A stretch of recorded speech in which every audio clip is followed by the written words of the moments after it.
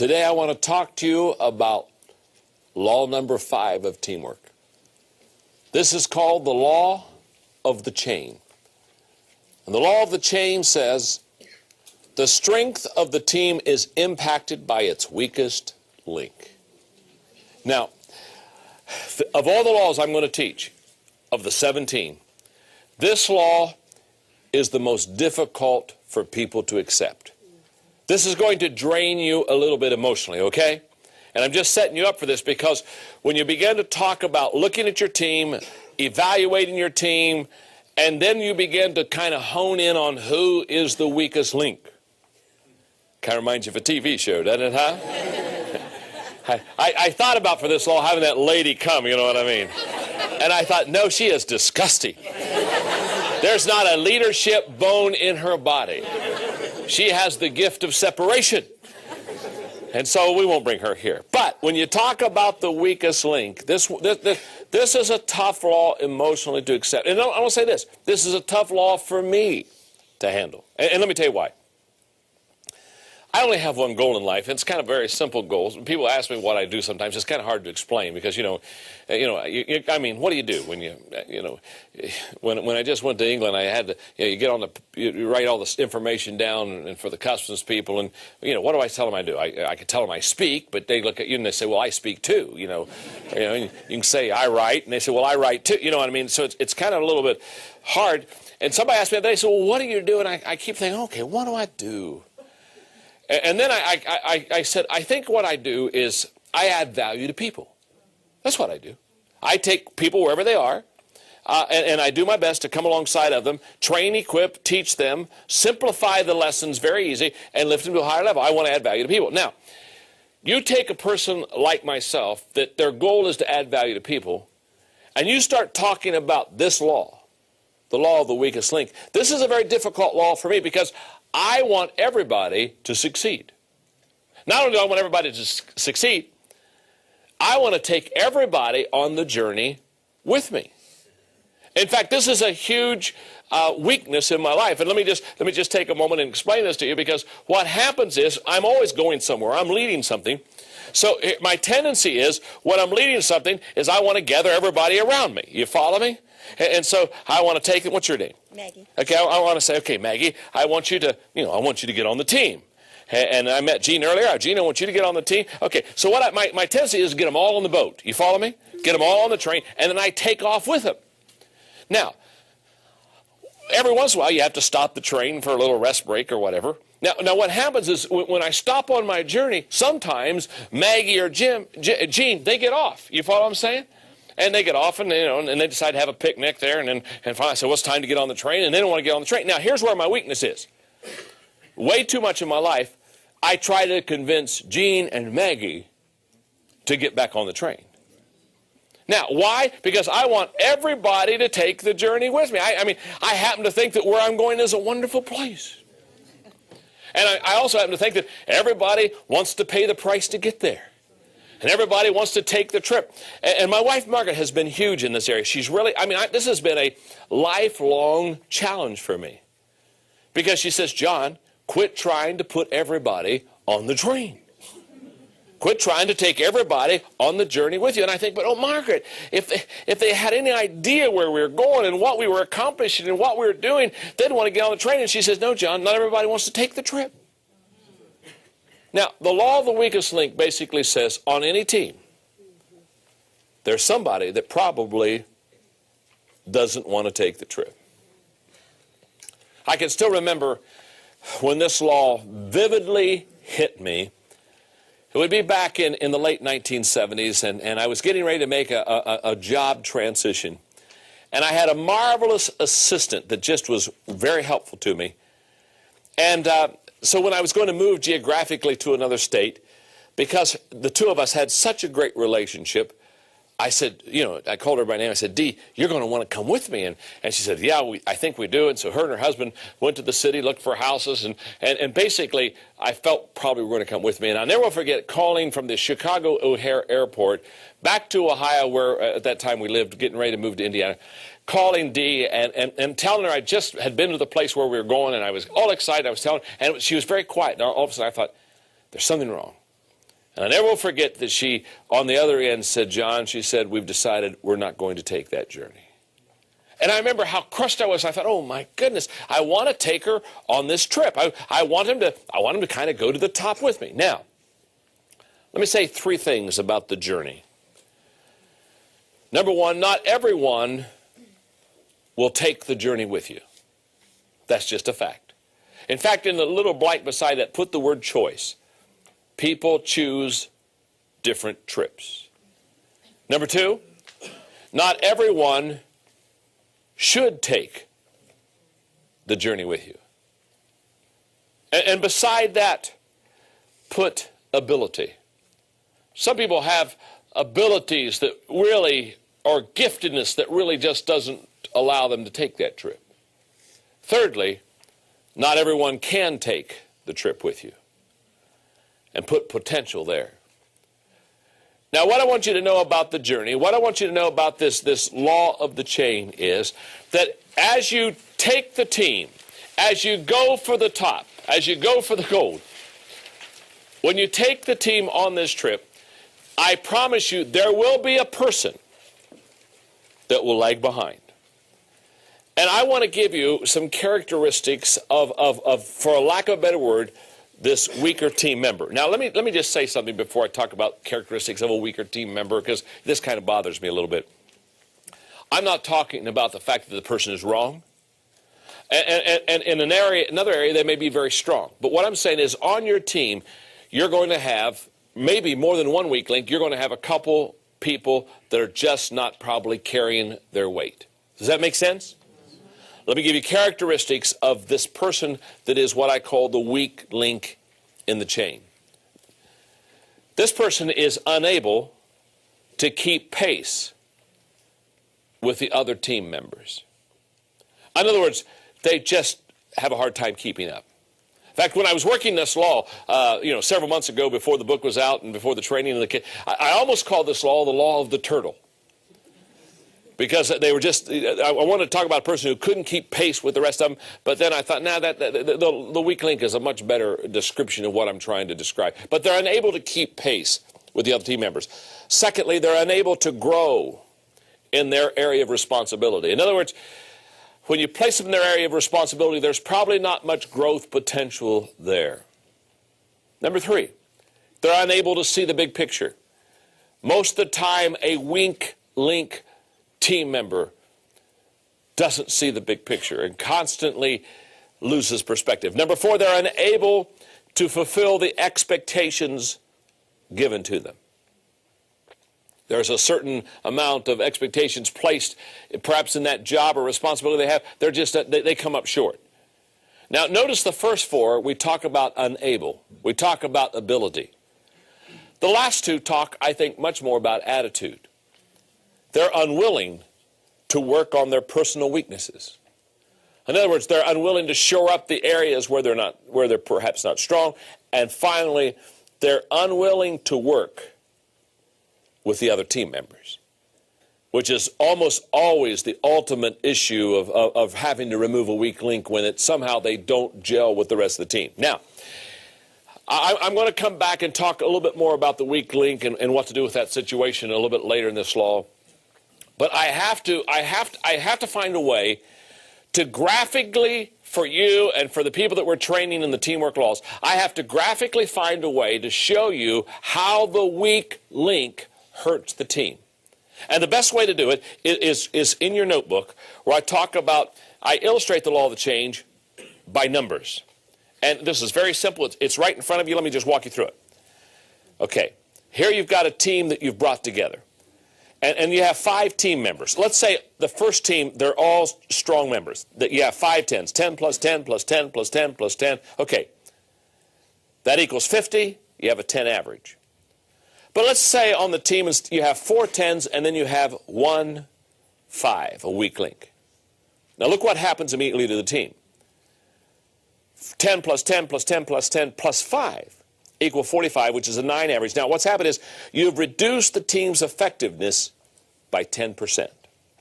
In other words, the weak link has begun to drag the team. Instead of that person being the wind beneath your wings, they become the anchor on your boat. But let's talk about a team the way team really works. Because if you've really got a team and it's full of synergy and you put it together and it's doing well, what happens is then a team multiplies, not adds. So let's multiply these team members for a moment. Let's say you have a great team. 10 times 10 times 10 times 10 times 10 equals 100,000. But let's say you've got synergy on this team, but you have one weak link. Now watch what happens. 10 times 10 times 10 times 10 times 5 equal 50,000. The weak link has reduced the team 50%. This is huge. Now, let me tell you what we do with the weak link, because I've done this all the time. I mean, I'm not talking to you from what I've read. I'm talking to you what I've done, okay? What I had a tendency to do is if I had a weak link, instead of removing them off the team, I thought I'll just give them another job. In other words, instead of removing them, I move them around. So let me show you what happens when you take that 5 and move them around. How are we doing, gang? Do you realize that 5 times 10 times 10 times 10 times 10 is the same as 10 times 10 times 10 times 10 times 5? In other words, when it's all done, you still have the same result. Why? Because you have a weak link. And note in your workbook, if they are truly a weak link, no matter where you place them, the result will be negative.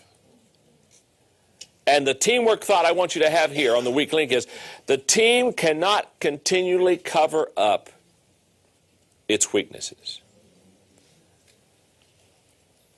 If you've heard me teach much on priorities, one of the things you hear me teach is a principle that I just truly believe in. It's called the Pareto principle, which is sometimes known as the 20-80 principle. And to just reduce this for teaching purposes and illustration purposes, the Pareto principle basically is this, that if you have 10 people in your organization, and you evaluate them and you size them up, that number 1 is truly the best player on the team, and number 2 is the second best player, all the way down to number 10 is the weak link. Okay, with me? Now the Pareto basically says, if you take the top 2 people in your organization, not if you've got 10, but you just take the top 2 out of the 10 will give you 80% of everything you need in your organization.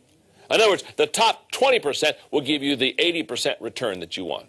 That's what we call the 20-80 principle. That's what we call the Pareto principle. I teach it in depth. Sometimes it's a 2-hour lecture. Okay. What I'm teaching you here on the law of the weak link is the 20-80 principle in reverse. Very simply, what happens is, instead of giving the top 20% of the people in your organization 80% of your time and effort, guess what happens? We normally give the bottom 20% of the people on our team 80% of our time, energy, and money. Isn't that true? I mean, watch it. I mean, you're just sitting there and who takes your time?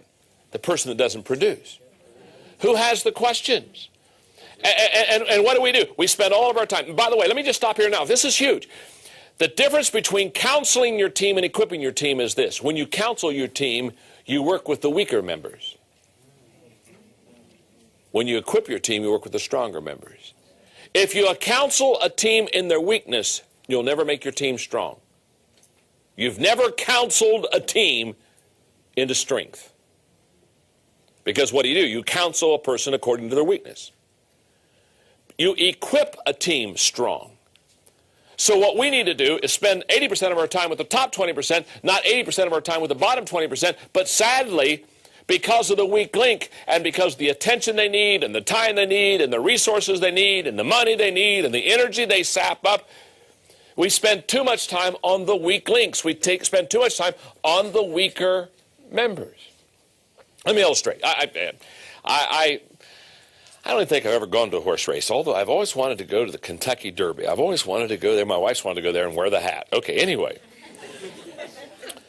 I don't think I've ever been to a horse race, but I don't know a lot about horse racing, except the one across the line first wins. I know that. But let's say I went to a horse race and I went up to the a place where you can place a bet. And so I go up to the agent and I say, okay, I'd like to place $20.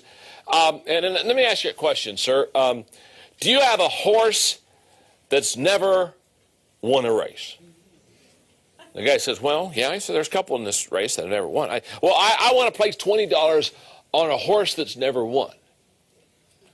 And the guy's looking at me, and he's already thinking, what's wrong with this guy? What's he doing this for? And I said, well, the reason I want to do this is I want to help their self-image.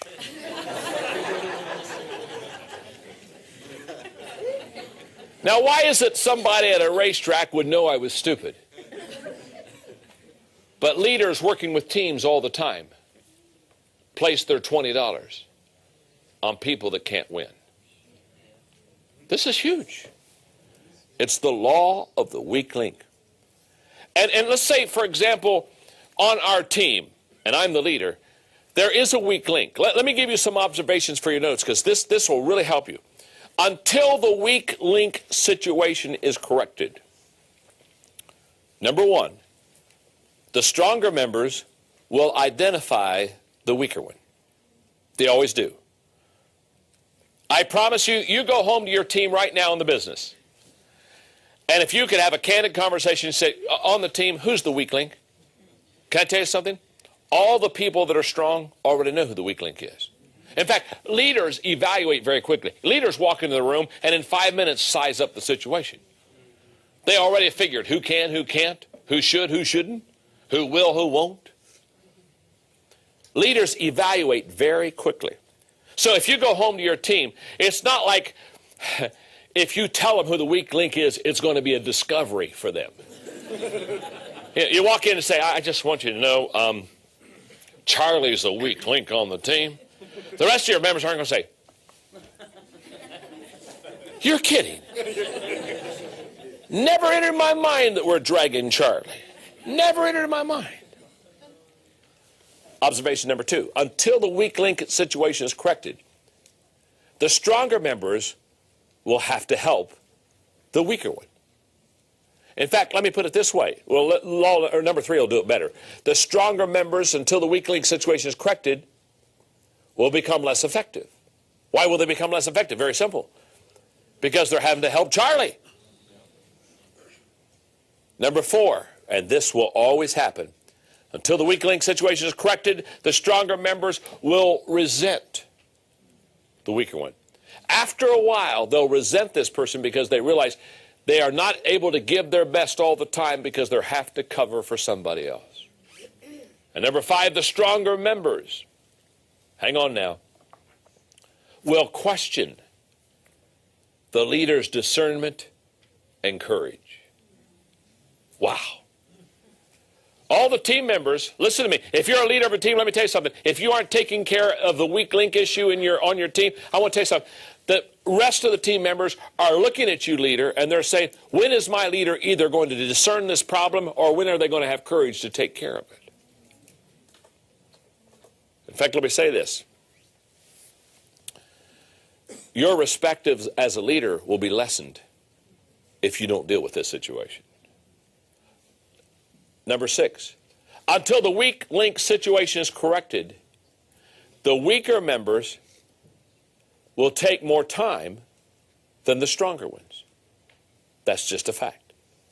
And until the weak link situation is corrected, the weaker members will want to hold on to their position.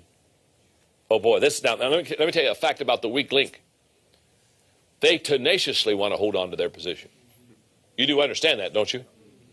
You know, you take a stronger member of the team, I don't mean this wrong, stronger member of the team, they always have places to go. And I mean, you say, no longer can we use you. They're saying, that's all right, I had 4 other options. In fact, there's some things, I got a Mount Everest myself I'd like to climb, and off they go. You don't never worry about the strong ones. They always have options. Leaders always have options. But if a person is the weak link, they don't have options usually. And they're the ones that hold on to tenure. They're the ones that hold on to title. They're the ones that hold on to position. They guard that sucker with their life.